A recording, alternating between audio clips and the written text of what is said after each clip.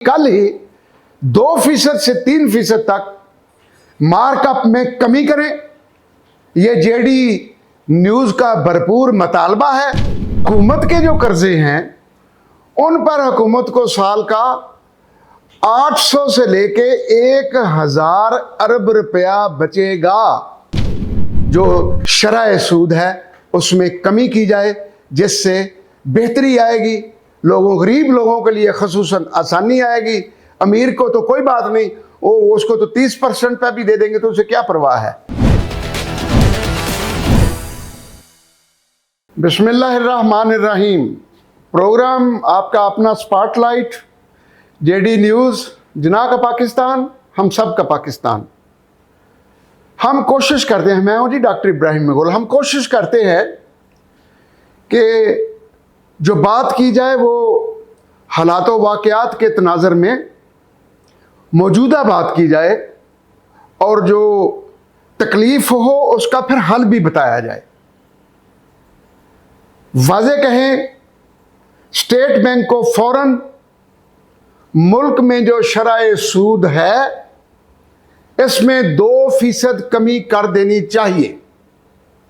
हमारा ये आज का टॉपिक है, टाइटल है कि स्टेट बैंक सूद की शरह में 2% फौरन कमी करे। क्यों? अगर पाकिस्तान की हुकूमत ने 72-75 हजार अरब रुपए कर्जे देने हैं मुल्की वो गैर मुल्की तो चलो डॉलर है, हम तो कहेंगे डॉलर की कीमत भी किसी तरीके से 10-15 रुपए नीचे लेके आओ। और अगर स्टेट बैंक 2% मौजूदा शरह सूद से कम कर देता है, सूद अगर से जंग है अल्लाह से, ये सर्विस चार्जेस अगर हो जाए और अगर ये 2% कम हो जाए तो हुकूमत के जो कर्जे हैं उन पर हुकूमत को साल का 800 से लेके 1000 अरब रुपया बचेगा सूद की शक्ल में।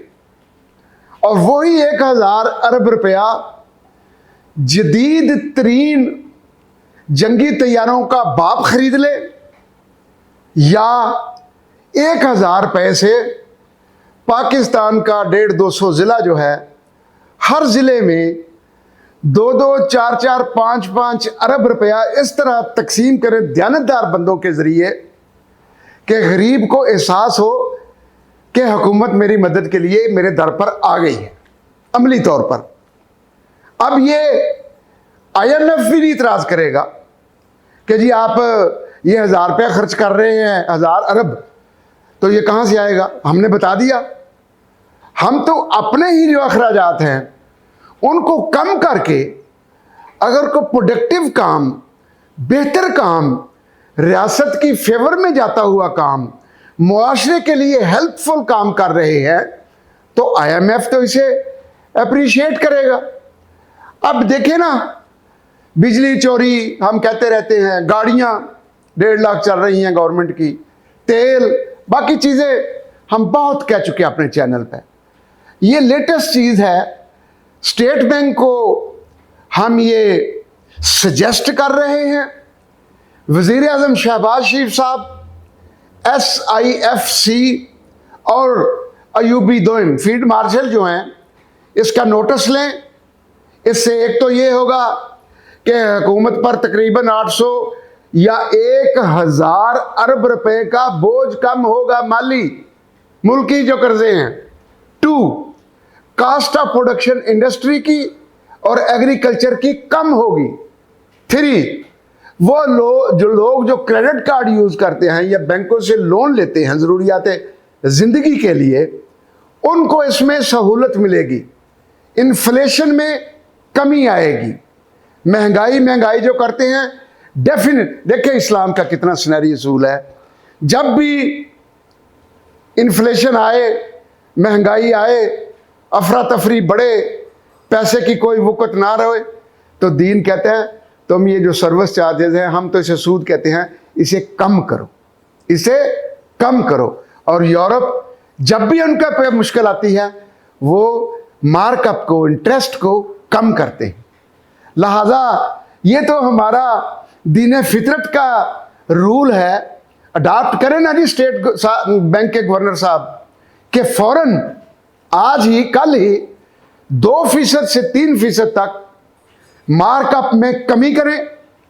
ये जेडी न्यूज़ का भरपूर मुतालबा है और बेनिफिट्स आपको इसके बता दिए हैं।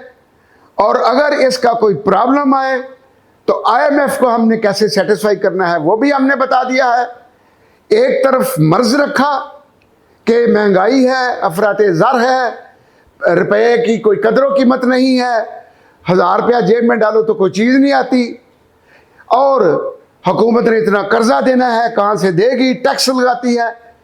बीमारियां एक तरफ और हल फौरन 2 से 3% मार्कअप जो बैंक के हैं उनमें कमी कर दो। दुनिया में ऐसे मुल्क भी हैं, जापान में 0 मार्कअप है, बल्कि कोई बंदा करंट में पैसे रखता है अकाउंट में तो उससे वो उसकी फीस लेते हैं। लिहाजा इस पर स्टेट बैंक सोचे, शहबाज शरीफ साहब ऑर्डर करें, SIFC जॉइंट सेशन में शमूलियत इख्तियार करे और अयूबी दोयम खुद जाएं या अपना कोई नायब भेजें और तजवीज़ दें कि ये 2 से 3% इमीडिएटली जो शरह सूद है उसमें कमी की जाए, जिससे बेहतरी आएगी, गरीब लोगों के लिए खसूसन आसानी आएगी। अमीर को तो कोई बात नहीं, उसको तो 30% पे भी दे देंगे तो उसे क्या परवाह है, उसके लिए तो इट्स ए पेनी, लेकिन इट्स ए पीनट।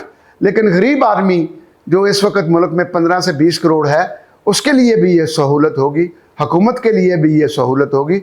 इसका जल्द फैसला करके जल्द अज जल्द, क्योंकि जो डिपॉजिट लोग करा रहे हैं बैंकों में उनको बैंक 5-6% से ज़्यादा दे नहीं रहे, तो बड़ा है कि 2% कम करके भी बैंक को दरमियान में बैंक अपने चार्जेस भी डाल लेता है, 4-5-6% फिर भी बैंक को बच जाएगा। मौजे उनकी करते क्या है। अस्सलामु अलैकुम वरहमतुल्लाहि वबरकातुहू।